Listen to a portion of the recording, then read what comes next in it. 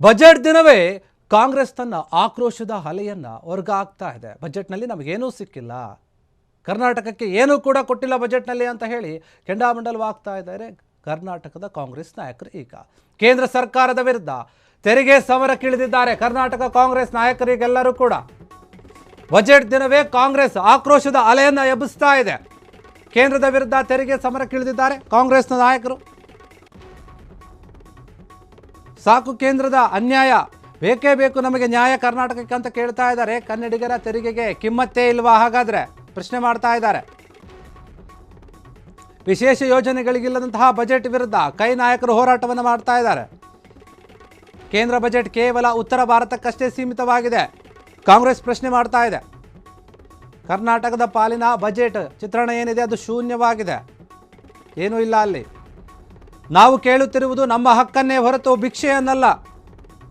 ಕರ್ನಾಟಕದ ಕಾಂಗ್ರೆಸ್ ನಾಯಕರು ಮಾತನಾಡ್ತಾ ಇದ್ದಾರೆ. ಕರ್ನಾಟಕಕ್ಕೆ ವಿಶೇಷ ಯೋಜನೆಗಳಿಲ್ಲದಂತಹ ಕೇಂದ್ರ ಯೋಜನೆಗಳಿಗೆ ಪೂರಕ ಏನಿದೆ ಅದೇನು ಕೂಡ ನಮ್ಗೆ ಯೂಸ್ ಇಲ್ಲ ಅಂತ ಹೇಳಿ ಸಾಮಾಜಿಕ ಜಾಲತಾಣ ಎಕ್ಸ್ನಲ್ಲಿ ಪೋಸ್ಟ್ ಮಾಡಿದ್ದಾರೆ ರಾಜ್ಯ ಕಾಂಗ್ರೆಸ್ನ ನಾಯಕರು.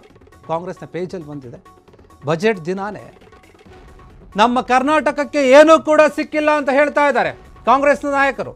ರಾಜ್ಯದಲ್ಲಿರುವಂತಹ ಕಾಂಗ್ರೆಸ್ ಸರ್ಕಾರ ಕೇಂದ್ರ ಸರ್ಕಾರದ ವಿರುದ್ಧ ಮತ್ತೆ ಇವತ್ತೇನು ಬಜೆಟ್ ಮಂಡನೆ ಆಗಿದೆ ಆ ವಿಚಾರವಾಗಿ ಮಾತನಾಡ್ತಾ ಇದ್ದಾರೆ. ಇದ್ರ ಬಗ್ಗೆ ಒಂದು ಪೋಸ್ಟನ್ನು ಕೂಡ ಹಾಕಿದ್ದಾರೆ. ಎಕ್ಸ್ ಖಾತೆಯಲ್ಲಿ ಪೋಸ್ಟನ್ನು ಹಂಚಿಕೊಂಡಿರುವಂಥದ್ದು. ಕರ್ನಾಟಕಕ್ಕೆ ಅನ್ಯಾಯ ಆಗಿದೆ, ಬಜೆಟ್ನಲ್ಲಿ ಏನೂ ಕೂಡ ಸಿಕ್ಕಿಲ್ಲ, ಯಾವ ವಿಶೇಷ ಯೋಜನೆಗಳನ್ನು ಕೂಡ ಕೊಟ್ಟಿಲ್ಲ, ಇದರಿಂದ ನಮಗೇನು ಉಪಯೋಗ ಆಗಿಲ್ಲ.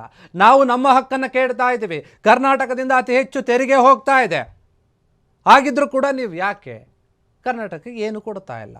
ಈ ರೀತಿಯಾದ ಒಂದು ಪೋಸ್ಟನ್ನು ಹಾಕಿದ್ದಾರೆ, ನೀವು ಗಮನಿಸಿರ್ಬೋದು. ಅದರಲ್ಲಿ ವರ್ಡ್ಗಳನ್ನು ಕೂಡ ಹಾಕಿದ್ದಾರೆ, ಒಂದು ರೀತಿಯಾಗಿ ಸಾಂಗ್ ಮಾಡುವ ಮೂಲಕ. ತೆರಿಗೆ ಸಮರಕ್ಕೆ ಇಳಿದಿದ್ದಾರೆ, ಯಾಕಂದರೆ ನಾವು ಟ್ಯಾಕ್ಸ್ ಜಾಸ್ತಿ ಕಟ್ತೀವಿ ಕರ್ನಾಟಕದಿಂದ, ನಮಗೆ ನೀವು ಅನುದಾನ ಜಾಸ್ತಿ ಕೊಡಬೇಕು, ಆದರೂ ಯಾಕೆ ಕೊಡ್ತಾ ಇಲ್ಲ? ಸಾಕು ಮಾಡಿ ನಿಮ್ಮ ಅನ್ಯಾಯವನ್ನು, ನಮಗೆ ನ್ಯಾಯ ಬೇಕಾಗಿದೆ. ಕೇಂದ್ರ ಸರ್ಕಾರ ನಮಗೆ ಅನ್ಯಾಯ ಮಾಡ್ತಾ ಇದೆ, ನಾವೇ ಜಾಸ್ತಿ ಟ್ಯಾಕ್ಸ್ ಕಟ್ತಾ ಇದ್ರೂ ಕೂಡ ನಮಗೆ ಅನುದಾನದಲ್ಲಿ ಯಾವ ಕಿಮ್ಮತ್ತನ್ನು ಕೊಡ್ತಾ ಇಲ್ಲ, ಜಾಸ್ತಿ ದುಡ್ಡನ್ನು ಕೂಡ ಕೊಡ್ತಾ ಇಲ್ಲ. ದುಡ್ಡು ಕೊಡದೆ ನಮ್ಮನ್ನು ಅಭಿವೃದ್ಧಿ ಮಾಡಿರಿ ಅಂತ ಹೇಳ್ತಾ ಇದ್ದಾರೆ. ನಾವು ಹೇಗೆ ಮಾಡೋದು? ಹಾಗಾದರೆ ಕನ್ನಡಿಗರ ತೆರಿಗೆಗೆ ಏನೂ ಕೂಡ ಬೆಲೆ ಇಲ್ವಾ, ಕಿಮ್ಮತ್ತಿಲ್ವಾ? ಕೇಂದ್ರ ಸರ್ಕಾರ ಮಂಡನೆ ಮಾಡಿರುವಂತಹ ಬಜೆಟ್ನಲ್ಲಿ ಯಾವ್ಯಾವ ರಾಜ್ಯಕ್ಕೆ ಏನು ಹೋಗಿದೆಯೋ ಗೊತ್ತಿಲ್ಲ, ಆದರೆ ಕರ್ನಾಟಕಕ್ಕೆ ಮಾತ್ರ ಅನ್ಯಾಯ ಆಗ್ತಾ ಇದೆ.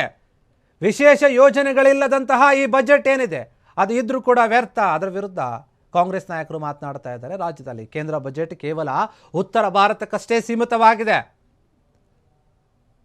ನಮಗೆ ಹಾಕಿಲ್ಲ, ನಿಮಗೆ ಬೇಕಾದ ರಾಜ್ಯಕ್ಕೆ ಮಾತ್ರ ನೀವು ಅನುದಾನವನ್ನು ಜಾಸ್ತಿ ಕೊಡ್ತಾ ಇದ್ದಾರಾ, ಆದರೆ ಕರ್ನಾಟಕಕ್ಕೆ ಅನ್ಯಾಯ ಮಾಡ್ತಾ ಇದ್ದಾರಾ?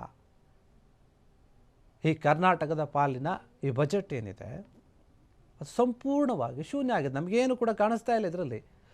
ಕರ್ನಾಟಕದವರೇ ಆಗಿರುವಂತಹ ನಿರ್ಮಲಾ ಸೀತಾರಾಮನ್ ಯಾಕೆ ಕರ್ನಾಟಕಕ್ಕೆ ಈ ರೀತಿಯಾಗಿ ಅನ್ಯಾಯವನ್ನು ಮಾಡಿದ್ರು?